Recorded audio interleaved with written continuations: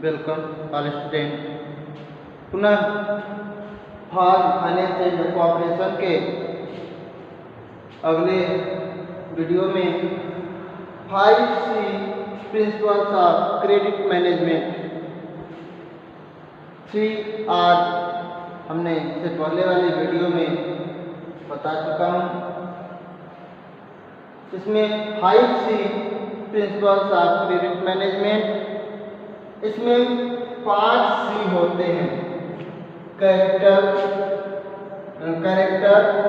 Capacity, capital, condition और common sense. इन पांचों को मिलाकर 5C की संज्ञा दी जाती है। 5C, यह 5C कभी कभी ऋण देने वाली जो संस्था होती है वह 3R प्रिंसिपल को भी ध्यान में रख देती है। कोई कोई संस्था 5C प्रिंसिपल्स को ध्यान में रखती है। इसके अलावा भी है 7P प्रिंसिपल है, कोई कोई संस्था उसका भी ध्यान रखती है। तो आइए 5C principles of credit management में पहला कैरेक्टर, चरित्र किसी भी क्रेडिट के लेन देन का आधार पहला तो विश्वास है। अगर आप किसी भी क्रेडिट देने वाली संस्था, ऋण देने वाली संस्था को विश्वास दिला देते हैं तब तो बहुत अच्छा है। फिर भी उधारकर्ता एवं संस्थागत वित्तीय एजेंसियों का विश्वास एवं उधारकर्ता के नैतिक पात्रों से प्रभावित होती है। कोई भी संस्था वह ऋण लेने वाले के जो विश्वास, नैतिकता तथा चरित्र का अध्ययन करके ही ऋण देती है। उधारकर्ता के मानसिक एवं नैतिकता का भी जांच चरित्र के अंतर्गत ही किया जाता है। जैसे हमने 3R में बताया था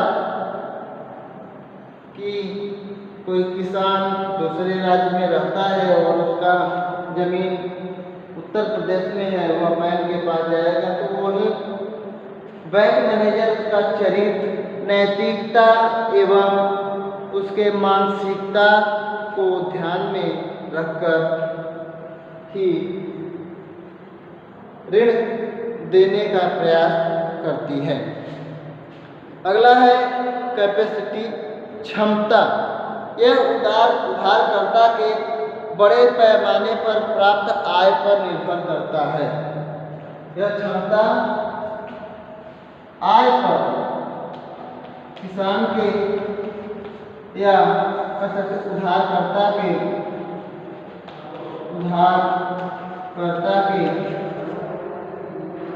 आय पर निर्भर करता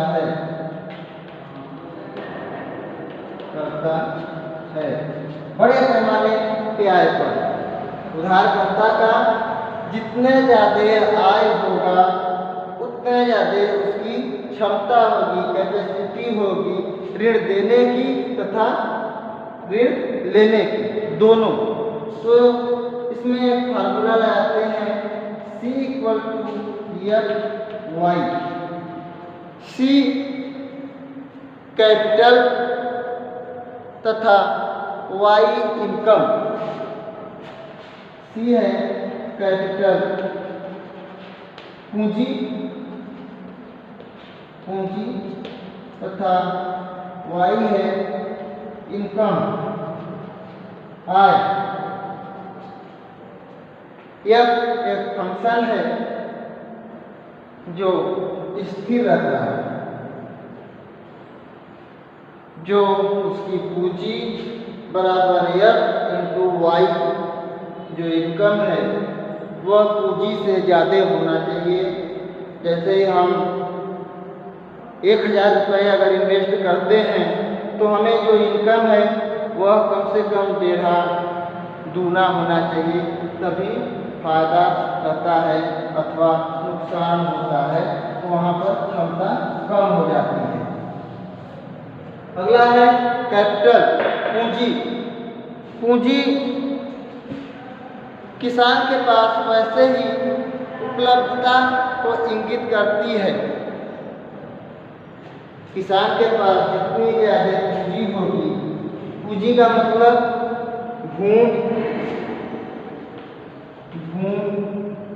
अन्य एग्रीकल्चरल इंस्ट्रूमेंट या कृषि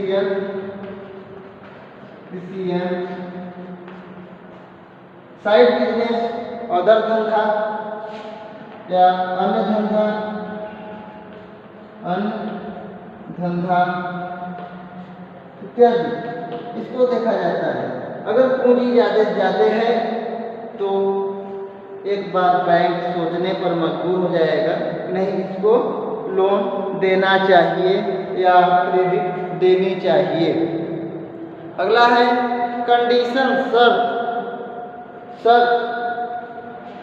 यह सभी बैंक एक शर्त रखते हैं। शर्त में यह वित्तीय संस्थानों से ऋण प्राप्त करने के लिए आवश्यक शर्तों को संदर्भित करता है। अगर कोई वित्तीय संस्थान किसी को ऋण दे रहा है तो उसके प्रपत्र में कई शर्तें होती हैं, उनको मानना पड़ता है। शर्त जैसे आप किसी अन्य बैंक से लोन ना लिए हों, कहीं से दीवार न हुए हों, तथा भगोड़ा घोषित न हुए हों, आपकी जो पूंजी है उससे जो आय प्राप्त होगी आप बैंक का किस्त अनिवार्य रूप से भरेंगे, अन्यथा अगर आपका किस्त टूटता है तो उस पर अलग से चार्ज लग जाएगा इत्यादि। इसके बाद कॉमन सेंस, व्यवहारिक बुद्धि।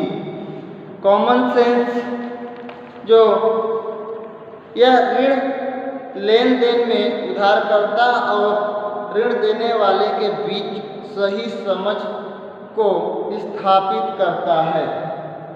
व्यवहारिक बुद्धि जो होती है यह ऋण देने वाले तथा ऋण लेने वाले दोनों के बीच एक व्यवहारिक संबंध स्थापित करता है, जिससे दोनों को सही समझ होनी चाहिए। ऐसा नहीं कि हाँ चलिए एक किस्त टूट गया, यहाँ शर्त था किस्त में भरने के लिए, एक किस्त टूट गया तो बैंक के जो फील्ड अफसर होते हैं वह उधारकर्ता के घर पहुंच जाते हैं कि आपका एक किस्त टूट गया है, अब आपको इतने रुपए भरने पड़ेंगे। पता लगा कि वहाँ पर जाने के बाद, घर पे जाने के बाद उधारकर्ता उनसे गाली गलौज, मार झगड़ा इत्यादि करने लगे। तो यहाँ पर व्यवहारिक बुद्धि होना चाहिए, दोनों के बीच में यह संबंध होना चाहिए कि वह सही तरीके से इसको हल करें। जो दिक्कत या परेशानी आ रही है उसका सही निष्कर्ष निकालें। तो ये होता है कॉमन सेंस। यह 5C का लास्ट। इसके बाद है 7P। 7P principle of credit management. इसमें है principle of productive purpose, principle of personality, व्यक्तित्व का सिद्धांत। पहला है principle of productive purpose.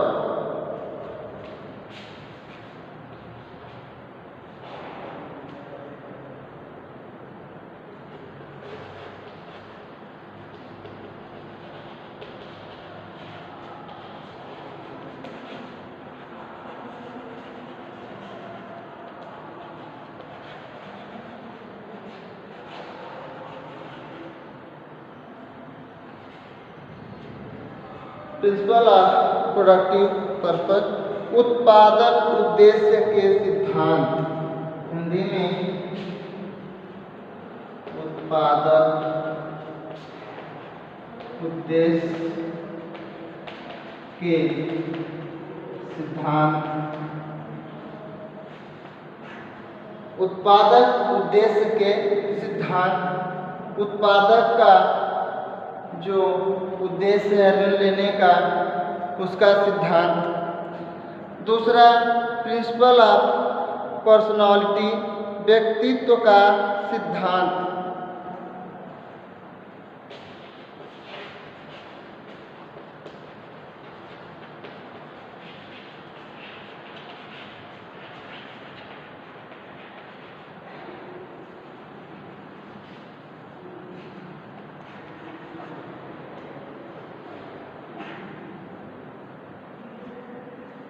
Principle of personality,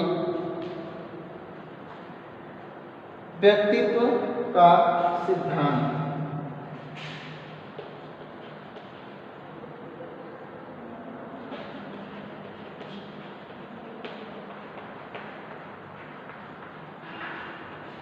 जैसे ही 5C में बताया गया कैरेक्टर इत्यादि, वैसे ही यहाँ पर भी पर्सनालिटी, व्यक्तित्व का सिद्धांत अपनाया जाता है।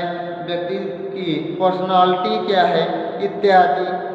तीसरा, प्रिंसिपल ऑफ प्रोडक्टिविटी,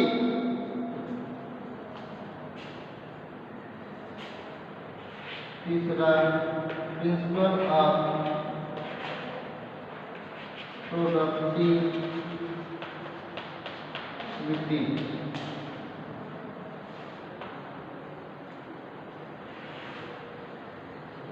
उत्पादक के सिद्धांत, उत्पादक का सिद्धांत।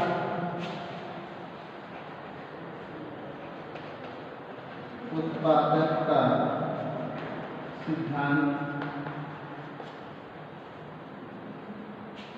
उत्पादक कृषक या ऋण लेने वाला उत्पादक का कौन सा सिद्धांत अपना रहा है, वह कृषि के जो विभिन्न सिद्धांत होते हैं उनका उपयोग कर रहा है या नहीं, यहाँ पर यह देखा जा रहा है। प्रिंसिपल ऑफ फेस डिस्बर्समेंट, चरणबद्ध वितरण का सिद्धांत।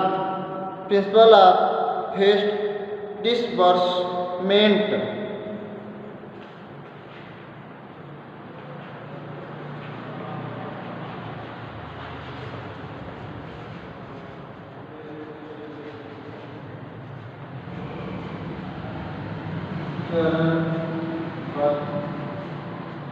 का सिद्धांत।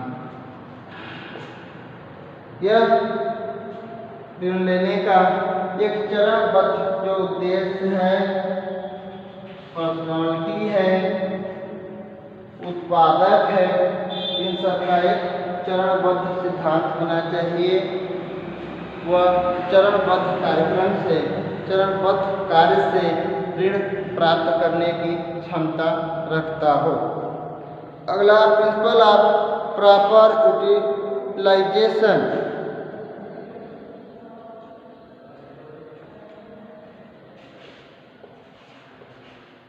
Principal of proper utilization, utilisation,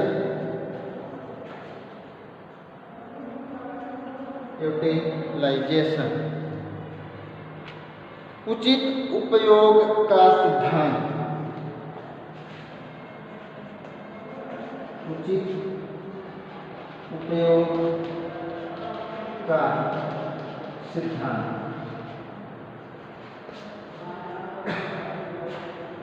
कैसे और कहाँ उपयोग करना है, इस सिद्धांत का पालन करना होगा। प्रिंसिपल ऑफ पेमेंट, छठा, प्रिंसिपल ऑफ पेमेंट, भुगतान का सिद्धांत।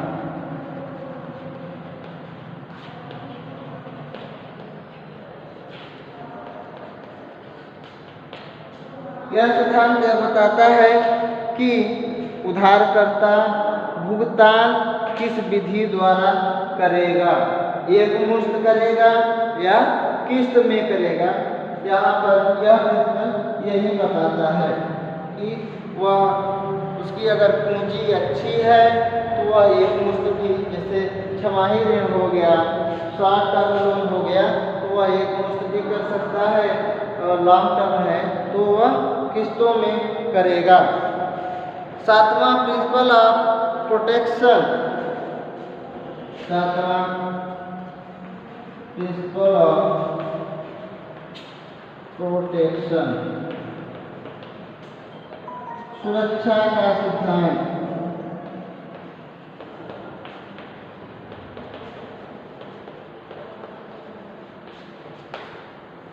यहाँ पर यह देखा जाना कि वह कितनी सुरक्षित है। जो बैंक या ऋणदाता संस्था अगर किसी को ऋण दे रहा है तो वह ऋण कितना सुरक्षित है, वह ऋण वापस आ जाएगा कि नहीं आ पाएगा इत्यादि देखा जाता है। अगर कोई ऋण लेने वाला फसल उगाता है, उस ऋण के पैसे से फसल उगाता है, तो उस फसल की सुरक्षा कर पा रहा है, जिससे कि आगे उस फसल से जो उत्पाद प्राप्त हो उससे ऋणदाता संस्था का ऋण वापस आ जाए इत्यादि। ये प्रिंसिपल को ऋण लेने वाले एवं ऋण देने वाले दोनों को अच्छी तरह समझ लेना चाहिए, तभी ऋण के लिए फॉर्म डालें या ऋण लें। धन्यवाद। अगली कड़ी में आप लोगों को इससे आगे का वीडियो प्राप्त होगा। धन्यवाद।